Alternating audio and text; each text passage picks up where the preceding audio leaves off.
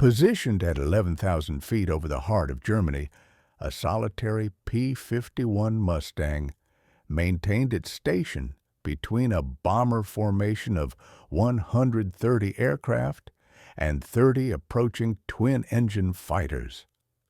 The fuel gauge indicated less than 40 minutes of combat reserve remaining. 4 of the 6 guns already showed 0 ammunition on their counters. Ahead, radio chatter from Luftwaffe pilots carried a frequency of confusion that would later be characterized by American intelligence officers as completely unprecedented.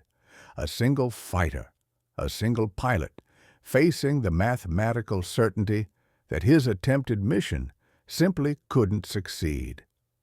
That January morning, the air above Oschersleben possessed a particular quality, cold enough to freeze oil lines if throttle management wasn't carefully controlled, and thin enough that any extended climb would push the Merlin engine dangerously close to its operational ceiling. At 27,000 feet, the B-17 Flying Fortresses of the 1st Bombardment Division maintained their combat boxes with the precise rigid geometry that military doctrine required. Every aircraft held its designated position within a formation specifically designed to create overlapping fields of defensive fire. Outside the cockpit glass, the temperature registered somewhere below -40 degrees. At this extreme altitude, whether you measured in Fahrenheit or Celsius didn't really matter anymore. Both temperature scales converged toward the same punishing number. From his position above the lead bomber group, Major James Howard scanned the horizon, his P-51B holding station in the escort pattern that the 354th Fighter Group had practiced and refined across dozens of missions. The Packard-built Merlin engine in the Mustang ran smoothly at cruise power, with the manifold pressure gauge holding steady and oil temperature sitting comfortably within the acceptable range despite the extreme altitude. Behind his position, the fighters of his squadron held their own designated positions, 16 aircraft spread strategically across the defensive umbrella that doctrine prescribed for deep penetration escort missions. For the first 2 hours, the mission had proceeded exactly according to plan. They'd made landfall over the Dutch coast, completed the long transit across the Reich's outer defenses, and executed the gradual climb to bombing altitude as the formation closed in on the target area. Then the fuel calculations began asserting their unavoidable authority. The P-51 had fundamentally transformed the escort problem in ways that previous fighters simply couldn't match. Its revolutionary laminar flow wing, combined with the efficient Merlin engine, delivered range figures that seemed almost impossible to pilots who'd been trained on P-47 Thunderbolts and P-38 Lightnings. But even the remarkable Mustang had its limits, and a deep penetration mission to Oschersleben, one of Germany's most heavily defended targets, pushed those limits right to their edge. During that morning's briefing, the fuel equations had been crystal clear. External drop tanks would carry the escort all the way to the target area. Internal fuel would sustain combat operations during the actual bomb run. Return fuel demanded that engagement time remain strictly limited, that ammunition expenditure stay carefully disciplined, and that escort groups hand off their responsibility to fresh units at designated waypoints. The scheduled handoff never materialized. The relief escort that was supposed to arrive from a different fighter group failed to show up over the target. Whether weather conditions, mechanical failures, navigation errors, or enemy interception had disrupted their arrival remained unknown to Howard in that critical moment. What he did know was much simpler and far more urgent. The bombers were now approaching the most dangerous segment of their entire mission, and the defending fighters were running critically low on fuel. One by one, the P-51s of his formation began turning westward. The decision to break escort wasn't an act of cowardice. It was simple arithmetic. A fighter without sufficient fuel to reach friendly territory served absolutely no purpose to the men it was trying to protect. Doctrine explicitly demanded that escort pilots conserve enough reserve fuel to reach England, to fight another day, and to avoid adding their own aircraft to the grim lost columns that 8th Air Force Headquarters tracked with such precise, sobering detail. Howard watched as his wingman's aircraft banked toward the distant coast. Then the second element leader turned away, then the third.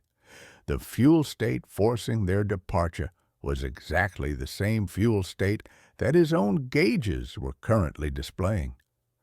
The same unforgiving mathematics applied to his cockpit with identical force. Yet he held his position. The decision didn't announce itself through any conscious deliberation process. The major simply continued his patrol pattern above the bomber stream, his eyes methodically tracking the horizon where the first tiny specks of approaching interceptors had begun to materialize. They were coming from the east, climbing hard to reach the altitude where the bomber formation flew. The Luftwaffe had developed its own specific doctrine for intercepting American heavy bombers. Doctrine built around the twin realities of overwhelming firepower and high closing speed. German fighters would position themselves well ahead of the formation, then execute violent slashing attacks from the nose, where the B-17's defensive armament was at its weakest, and the extreme closure rates gave gunners minimal time to track their targets. Howard counted the approaching shapes carefully. The number exceeded 20 aircraft.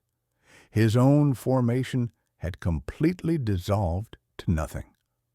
Below his position, 130 bombers pressed steadily toward their target with absolutely no fighter cover remaining. Above him, the sky contained nothing except a single P-51 and the vast, empty expanse of high altitude. The engagement geometry that was about to unfold defied every established principle of fighter combat. A single aircraft facing a coordinated interceptor force represented not merely difficult odds, but complete tactical impossibility. Fighter doctrine across all air forces fundamentally rested on the principle of mutual support. Wingmen covering each other's blind spots, numerical concentration directed against isolated targets. What Howard was about to attempt violated these sacred principles with a directness that bordered on absolute recklessness. The Luftwaffe pilots completing their climb toward the bomber stream expected to encounter the usual conditions of a successful intercept: dispersed or absent escort fighters, multiple attack runs available, and the mathematical comfort of overwhelming numbers against defensive fire that typically grew less accurate as combat stretched on. They had no idea what Howard was planning to give them. If this piece of history resonates with you, please tap the like button and subscribe to WW2 Combat Sky. The man sitting in that cockpit had arrived at this critical moment through a path that very few American pilots could legitimately claim. Born in China to missionary parents, raised across multiple cultures, and educated in American institutions, James Howell Howard carried the quiet confidence of someone who had already tested himself against impossible odds long before the Army Air Forces ever assigned him to a fighter squadron. His route to the European theater had wound through the Pacific first. In the chaotic months following Pearl Harbor, Howard had flown with the American Volunteer Group in China, the remarkable collection of pilots who would eventually become known as the legendary Flying Tigers. That organization operated under conditions that no subsequent American air unit would ever have to face. Completely isolated from supply lines, heavily outnumbered by experienced opponents, and dependent on aircraft that other commands had already discarded as obsolete, the Flying Tigers developed unique tactics. The methods he learned there bore absolutely no resemblance to the doctrine being taught at American training bases. Chennault's revolutionary methods emphasized the calculated avoidance of fair fights, the ruthless exploitation of specific aircraft advantages, and the iron discipline to break off engagements before they devolved into turning contests that would favor more maneuverable opponents. Howard had thoroughly internalized these crucial lessons across dozens of missions flown over Burma and China. He understood in ways that pilots trained exclusively in the European theater simply did not, how a single aircraft might actually survive against multiple opponents through superior positioning, careful energy management, and the absolute refusal to commit to exchanges that statistics clearly said he must lose. The Flying Tigers had credited Howard with 6 confirmed aerial victories before the group disbanded and its pilots filtered back into conventional military structures. He transferred into the Army Air Forces, accepted his commission, and found himself assigned to the new P-51 groups being organized for escort duty in England. His particular temperament suited the new role perfectly. Other pilots who had flown alongside him with the AVG consistently described Howard as quiet, methodical, and notably unlikely to volunteer information about his record in China unless directly questioned. He didn't cultivate the public persona that some aces enthusiastically developed. His preparation for missions remained thorough, without being theatrical in any way. His flying style was precise without being flashy or showy. The 354th Fighter Group received him as an experienced hand at a time when experienced hands remained desperately scarce. The transition from P-40 Warhawks to P-51 Mustangs certainly required adaptation, but the fundamental skills transferred well. Energy management, situational awareness, and the patience to wait for favorable setups rather than forcing engagements on unfavorable terms. These all carried over. By January 1944, he had risen through the ranks to squadron commander and then to deputy group commander. His authority was built solidly on demonstrated competence rather than rank alone. The younger pilots learned quickly that Howard's suggestions carried the substantial weight of tested experience, and that his assessments of tactical situations reflected harsh realities they hadn't personally encountered yet themselves.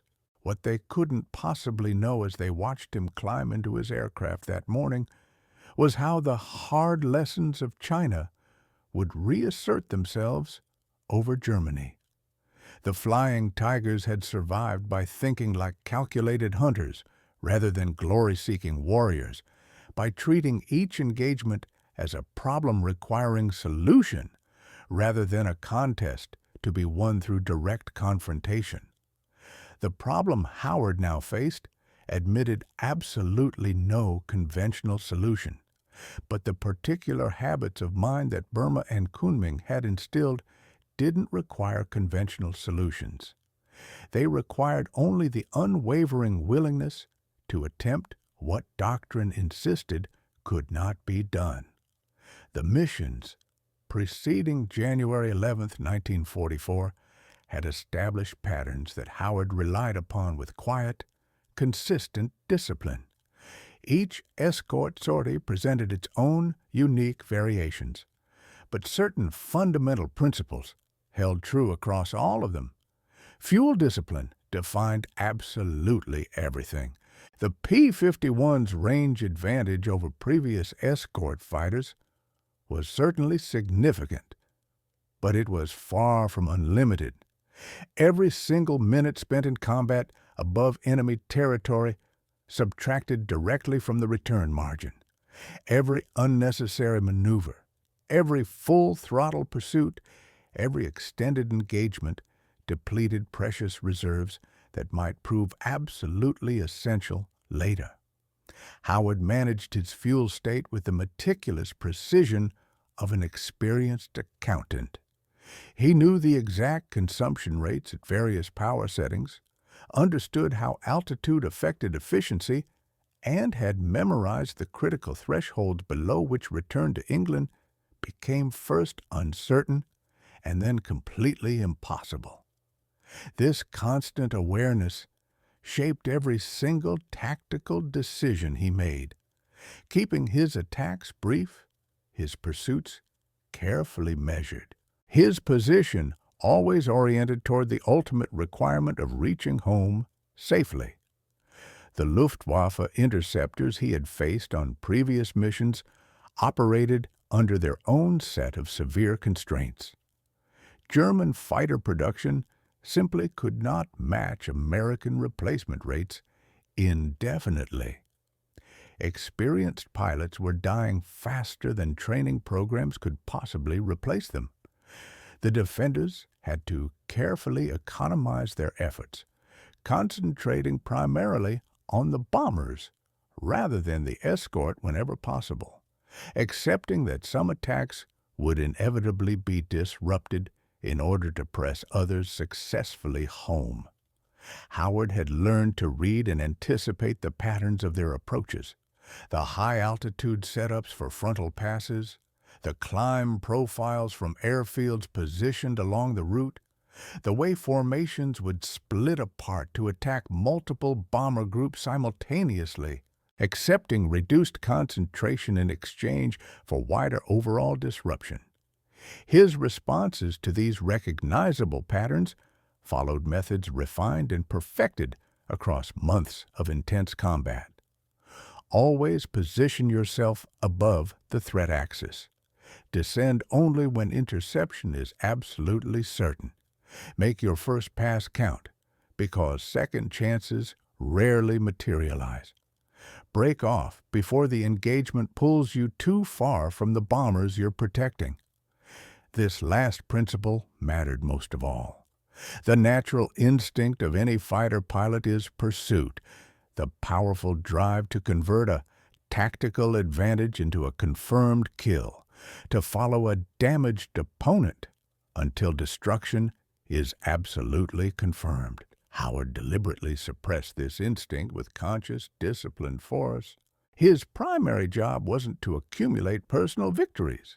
His job was to keep German fighters away from American bombers. Period. Every single second spent chasing one opponent was a second during which other attackers pressed their runs completely unopposed. The distinction seemed subtle, but proved absolutely decisive in actual practice. Pilots who chased too aggressively and too long returned to find their charges scattered, their formation brothers shot down.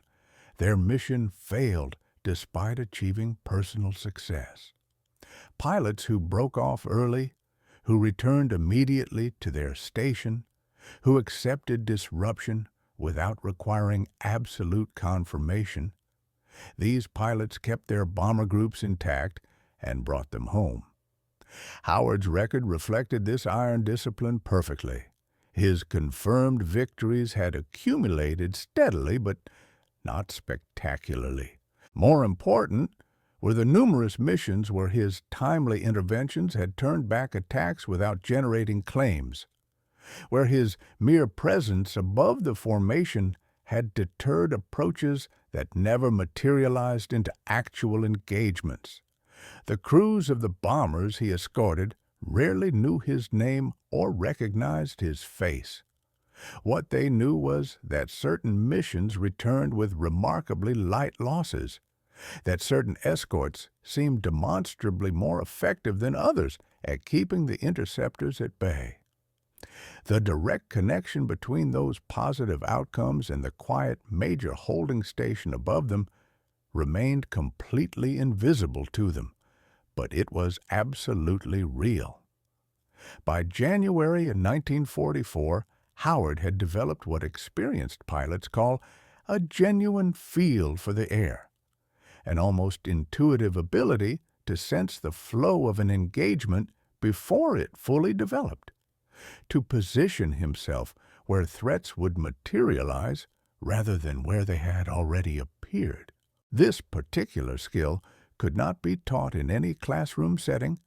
It emerged only from accumulated flying hours, accumulated combat contacts, and accumulated decisions made at combat speed and then carefully analyzed in the quiet afterward. The mission to Oschersleben would demand everything this hard-won experience had built, and it would demand something more, something that no previous mission had ever required, because no previous mission had stripped away every margin, every reserve, every option, except the one that doctrine flatly insisted did not exist.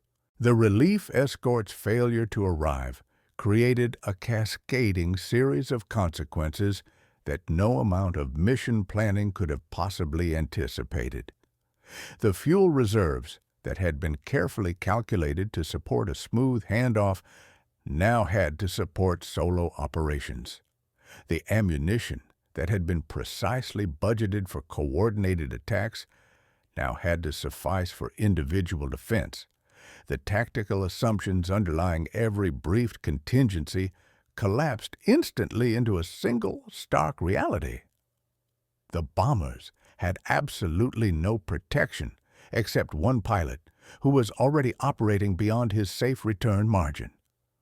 Howard's fuel state at this critical moment hovered dangerously near the threshold that demanded immediate withdrawal.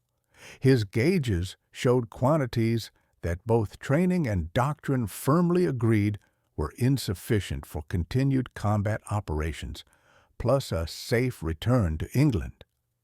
The mathematics were brutally unambiguous.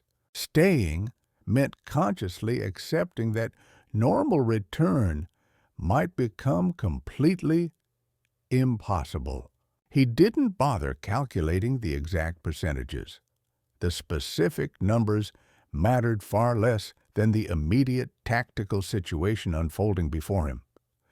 The Luftwaffe interceptors were completing their final setup for the initial attack run. In just minutes, they would begin their coordinated passes against the bomber formation. If no escort actively opposed them, those passes would continue relentlessly until fuel or ammunition finally forced the German pilots to break off. Multiple runs, multiple opportunities, multiple bombers falling from the sky.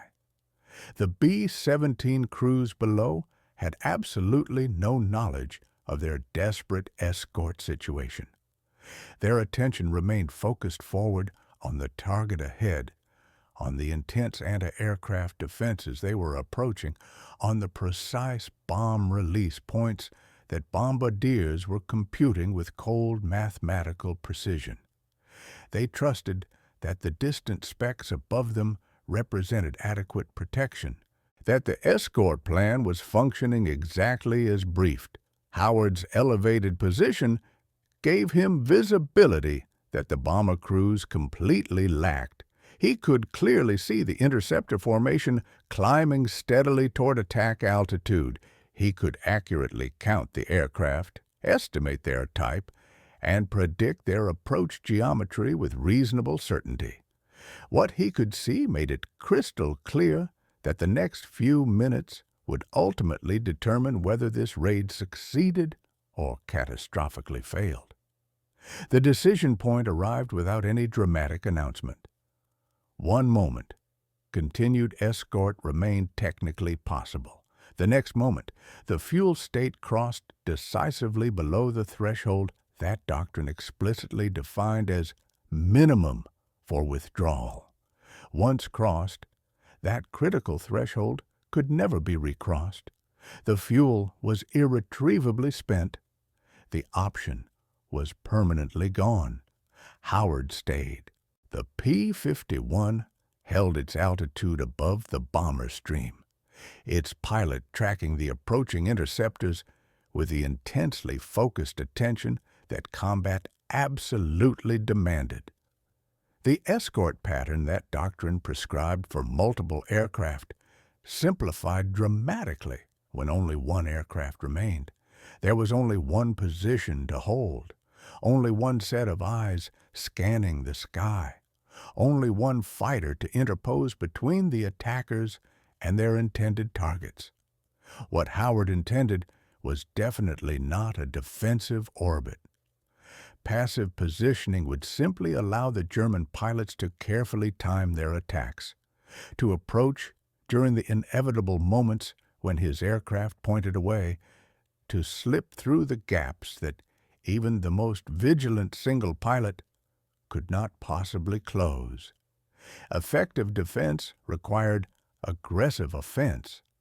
The only realistic way to stop 30 fighters with just one was to attack them directly, to present them with a threat they absolutely could not ignore, to force them into defensive reactions that disrupted their careful coordination.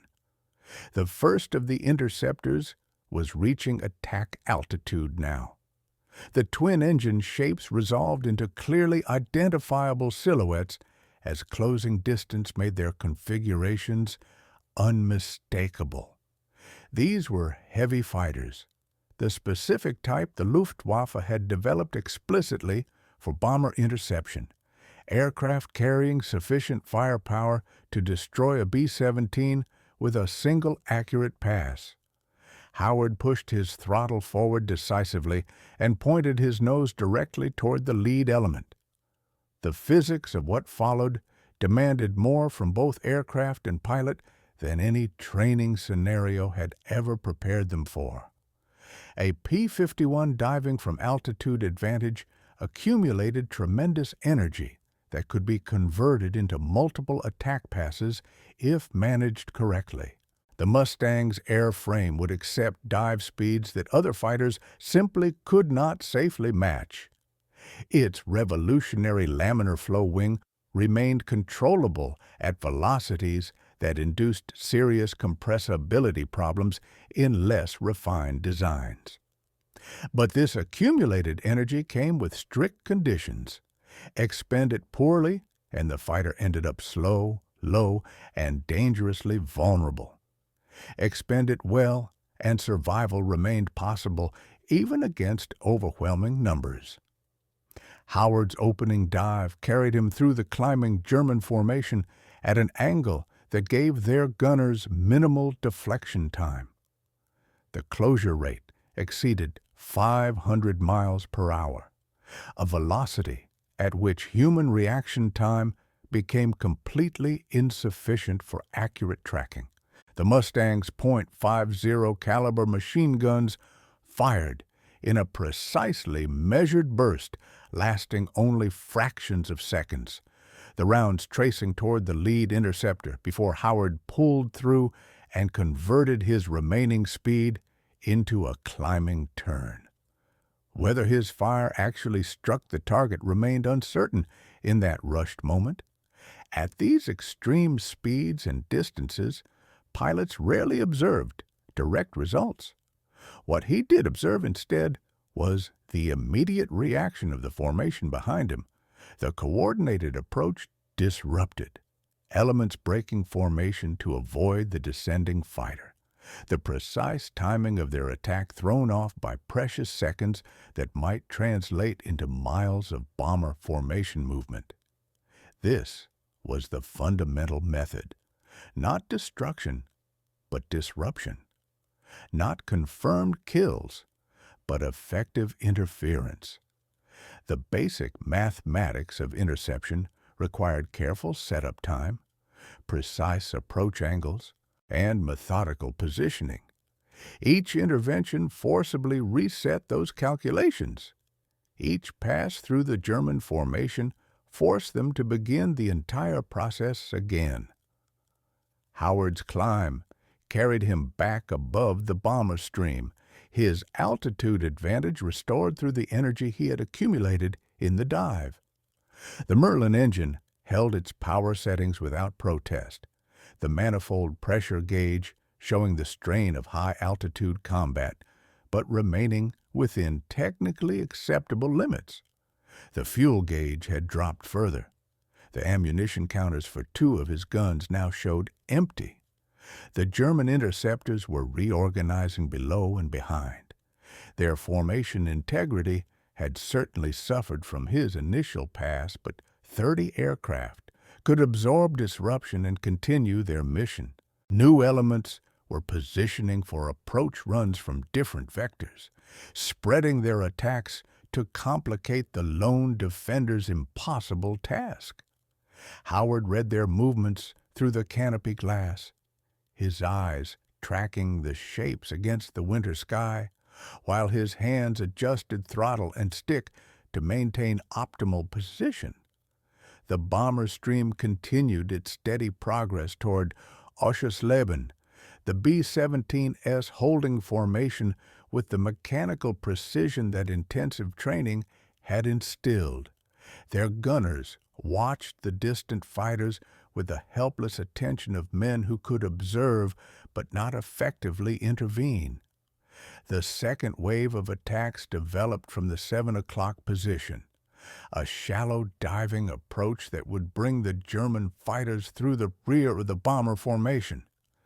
This vector exposed them to tail gunner fire, but gave the attackers valuable tracking time against relatively stable targets. This was standard doctrine for situations where frontal passes had been disrupted. Howard turned sharply into their approach and pushed the nose down. The G-forces built rapidly as he tightened his turn, the airframe creaking audibly with the stress of combat maneuvering at speeds that tested its design limits. His flight suit squeezed firmly against his legs and abdomen, the anti-G protection that kept blood from pooling in his lower body during high-load turns. The edges of his vision compressed slightly, the familiar warning of approaching blackout that every fighter pilot learns to recognize and respect. He eased the pull just enough to maintain consciousness, the aircraft arcing toward the approaching German element at an angle that would intersect their path before they could reach the bombers. The timing was precise by absolute necessity, too early, and they would simply adjust their approach. Too late, and their attack would complete before he could intervene. The interception point arrived at the exact moment his gun sight aligned perfectly with the lead German fighter. 4 guns fired, the 2 empty weapons remaining silent in the harmonized ripple that doctrine demanded. The rounds walked toward the target, and Howard pulled through the formation before observing results, his attention already shifting to the next threat developing from a different quarter. Behind him, the German attack broke off. Whether from actual damage inflicted, from the disruption of his aggressive pass, or from the simple calculation that continued approach against active opposition reduced their own survival odds significantly. The second wave scattered rather than pressing through to the bombers. Time ceased to behave normally. The engagement expanded into a sequence of individual moments that Howard experienced with unusual clarity, while the larger duration compressed beyond conscious measurement.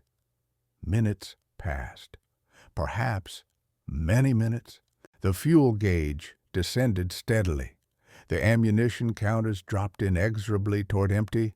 The German attacks continued relentlessly, wave after wave, element after element, the persistent pressure of opponents who recognized that one fighter could not possibly sustain indefinite defense. And yet, that single fighter continued.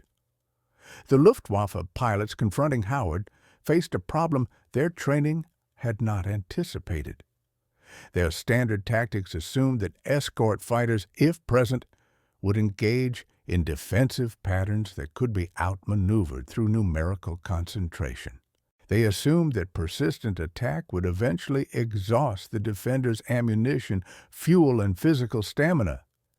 They assumed that one aircraft defending 130 bombers represented a condition so temporary that simply waiting it out would cost relatively little. What they encountered instead was a pilot who flatly refused to accept these assumptions. Each time they positioned carefully for attack, the single P-51 appeared in their path. Each time they adjusted their approach, the adjustment was anticipated and countered.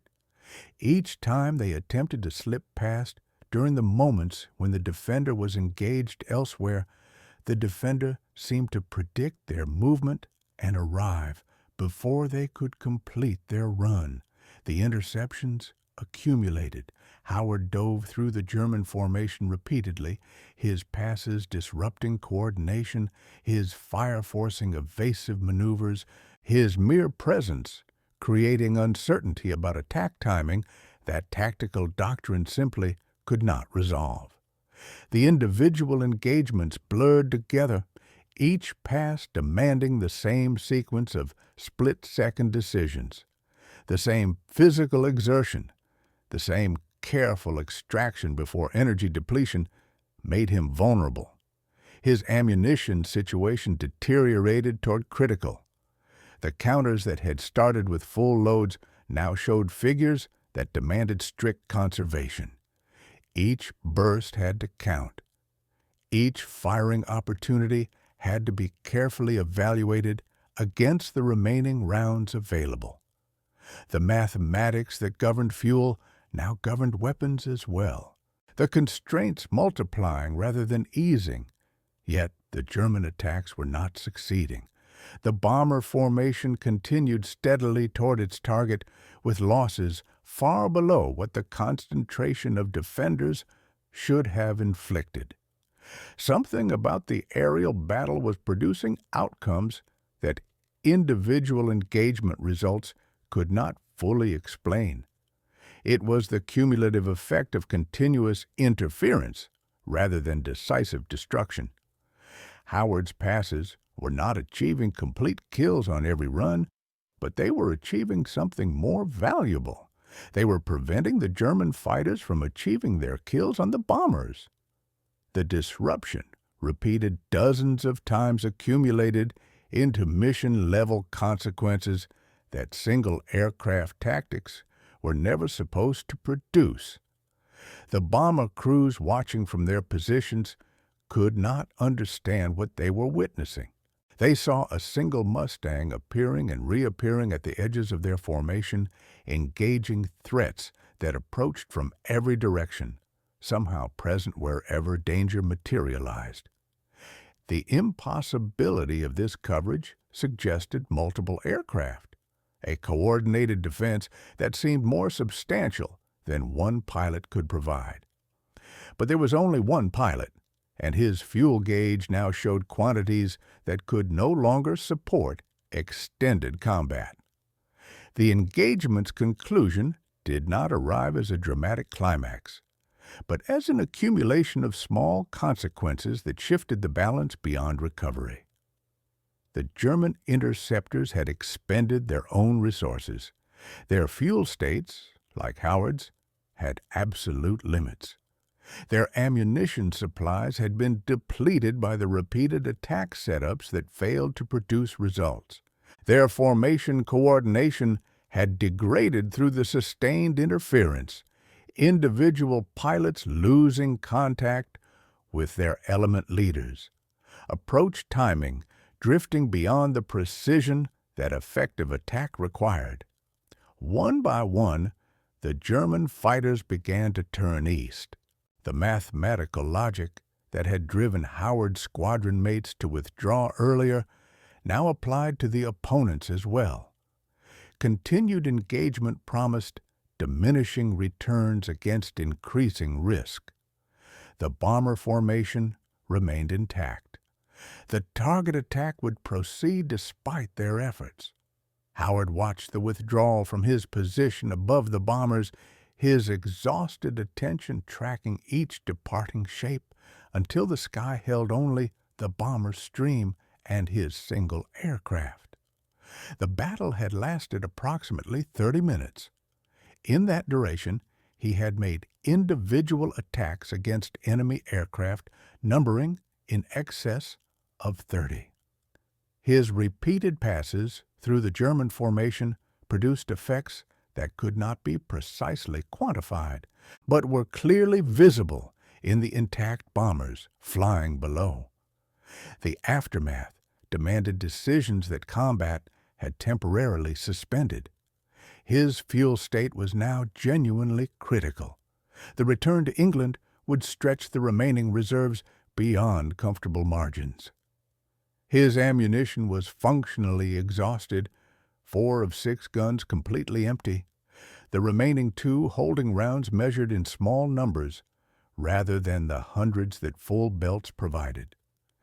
His aircraft had suffered damage that the sustained combat made inevitable. The P-51 skin showed holes that had definitely not been there at takeoff. The engine continued to run, but the strain of high-altitude combat maneuvering might have produced internal consequences not yet visible on the gauges. The flight controls still responded, but their precision had degraded slightly from the repetitive high G-loading that the engagement demanded.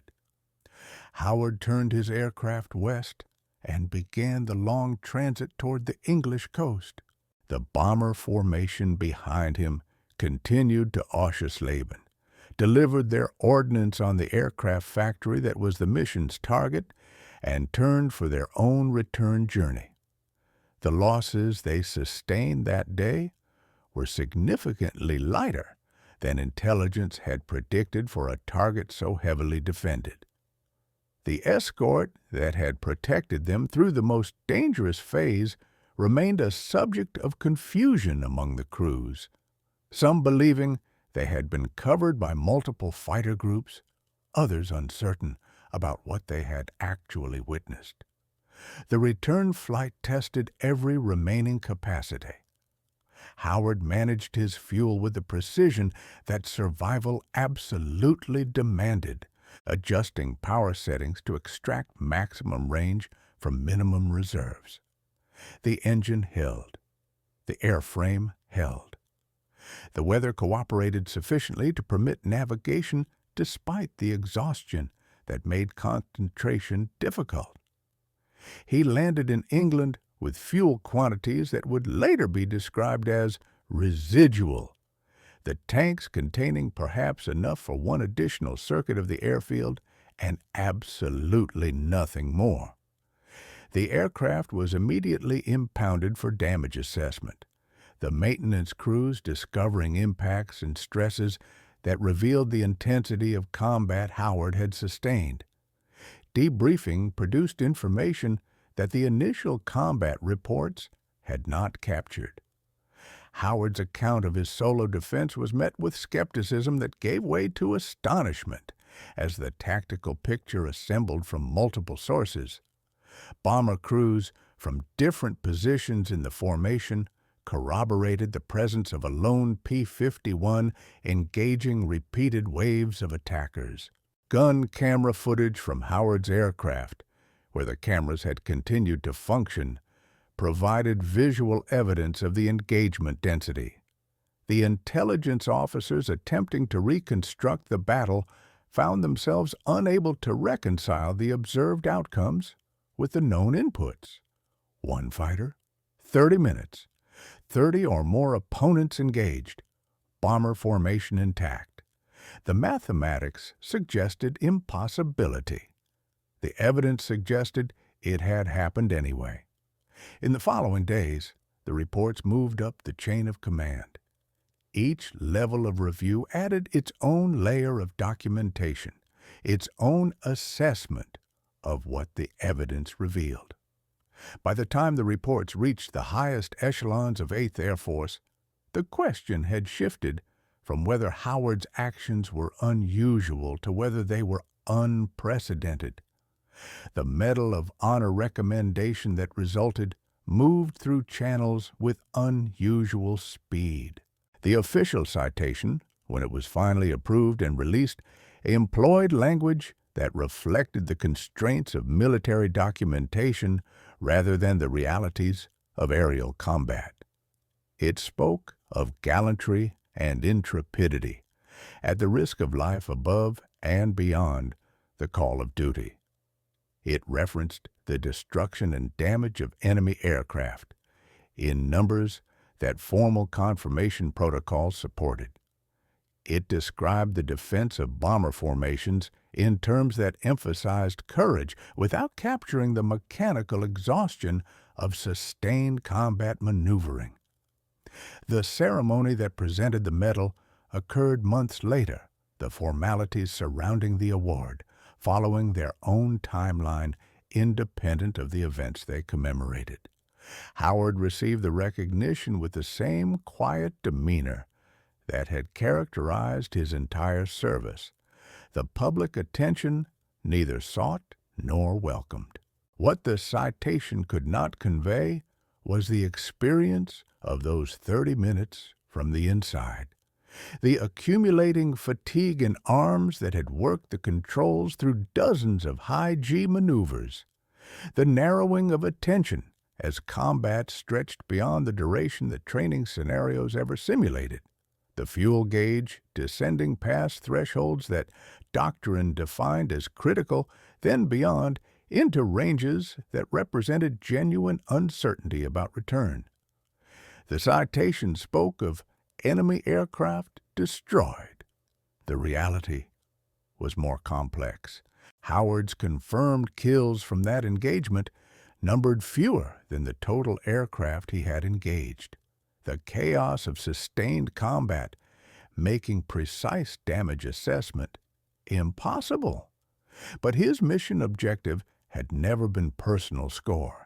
His objective had been the preservation of 130 bombers and their crews, and that objective he had achieved through methods that defied individual measurement. The bomber crews who survived because of his defense mostly never knew his name. The war continued. New missions replaced old ones in memory. The specific details of January 11, 1944, blurred into the larger pattern of the air campaign that would continue for another 16 months. Howard himself did not cease flying after the medal. He continued to command, to lead missions, to accumulate the hours that transformed experience into habit.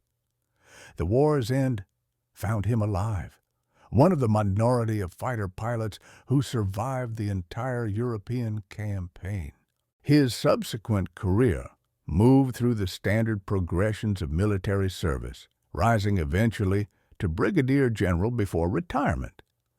The later years brought neither fame nor obscurity. Howard lived quietly, spoke rarely about his service, and declined most requests for interviews or commemorations. When asked about the mission over Oschersleben, his responses were brief, technically precise, and notably lacking in the drama that interviewers expected. He did not describe what he had done as heroism. The word seemed foreign to his understanding of the events. He had been present. Bombers needed protection. The other escorts were gone. The decision to stay had not felt like a decision at all, but simply the continuation of the job he had been assigned to do. This was perhaps the most difficult aspect for observers to comprehend. The Medal of Honor framework assumed that extraordinary actions required extraordinary motivations, that the risks accepted indicated calculations made and consequences weighed. Howard's experience suggested something different. The risks had been obvious. The calculation had been minimal.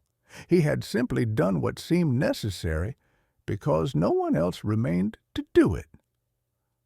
The Luftwaffe pilots who had faced him that day left their own fragmentary records, the intercept reports and debriefings that survived the war's end in various archives. These documents revealed confusion about what had opposed them, references to escort strength that did not match the actual American deployment, assessments of the defensive effort that assumed multiple aircraft where only one had flown. The intelligence officers who studied these records after the war found in them confirmation of what the American side already knew. Howard's defense had created effects disproportionate to his numbers. The perception of strength was amplified by the persistence and aggression of his engagement. The German pilots had fought against what they believed was a coordinated defense because no other explanation fit their experience. One pilot, one Mustang, one decision to remain when doctrine, fuel, ammunition, and probability all counseled withdrawal. The cost of that decision could be measured in various ways. The physical toll on Howard's body, the strain of sustained combat maneuvering at altitudes and G-loadings that pushed human endurance to its limits. The mechanical toll on his aircraft, the damage and wear that made its continued airworthiness uncertain. The psychological toll, never discussed publicly, of carrying the knowledge that survival had depended on factors beyond conscious control. And the toll on the men he protected, which was precisely nothing. The bomber crews returned to England. They flew again. They continued the campaign that would eventually break the Luftwaffe's capacity to defend German skies. This was what aerial courage cost, not glory, not legend, just the willingness to be a present where presence mattered, to continue when continuation seemed impossible, to hold position between 130 bombers and the forces arrayed to destroy them. The sky over Oschersleben held no monument to what happened there. The air currents that carried the sounds of combat dispersed within hours, leaving no trace.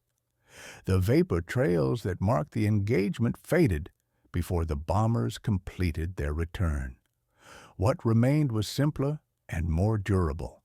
A mission completed, men who survived, and one pilot who never claimed that what he did was remarkable because to him it was not remarkable at all. It was simply the job. He had done it because it needed doing and because no one else was there to do it. The Medal of Honor recognized what the moment demanded, but the moment itself asked only for presence, for persistence, and for the refusal to calculate when calculation would have counseled retreat. James Howard provided all three, and 130 bombers came home.